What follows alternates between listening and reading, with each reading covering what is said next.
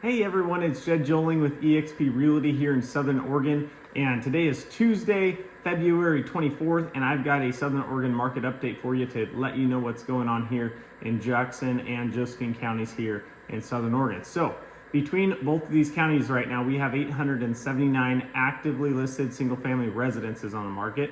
That number is up 10% from where we were a year ago today.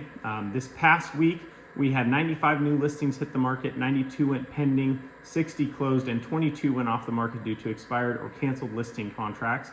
And if we compare that to our running 4-week average, we're up 14 on the new count, up 10 and a quarter on the pending count, and up 6 on the closed count. So we're seeing strong numbers in relation to the 4-week average.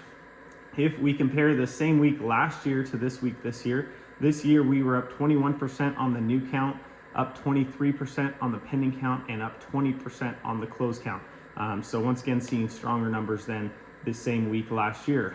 This past week, out of the 95 new listings, 21 of those are already pending sales. So that's 22%. That's almost a quarter of the new listings that went up last week that are already pending sale. A lot of that has to do with price point, but also a lot of that has to do with presentability and how they priced. Were they more aggressive on their pricing so that they attracted more people off the bat, and that is very helpful when you are. All of these numbers bring us to an inventory of 3 3/4 months right now, meaning that if we stopped all new listings today, what we have on the market at the current rate that homes are selling would last us almost another 4 months, and that would be it. Interest rates right now for the national average for a 30-year conventional rate today, that is 7.16%, which we have been seeing crawl up since the end of January, which is discouraging, but there is hope around the corner that those rates will decline again as soon as we start curbing this inflation a bit more. The FHA national average for a 30-year fixed loan is 6.7% today, and last year for a conventional we are at 6.78%, and the FHA was at 6.3%, so almost a half of a percent lower.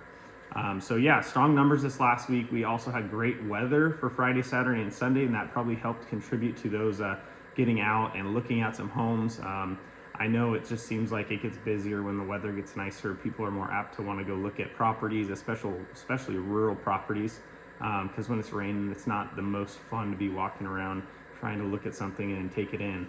It just doesn't go as well.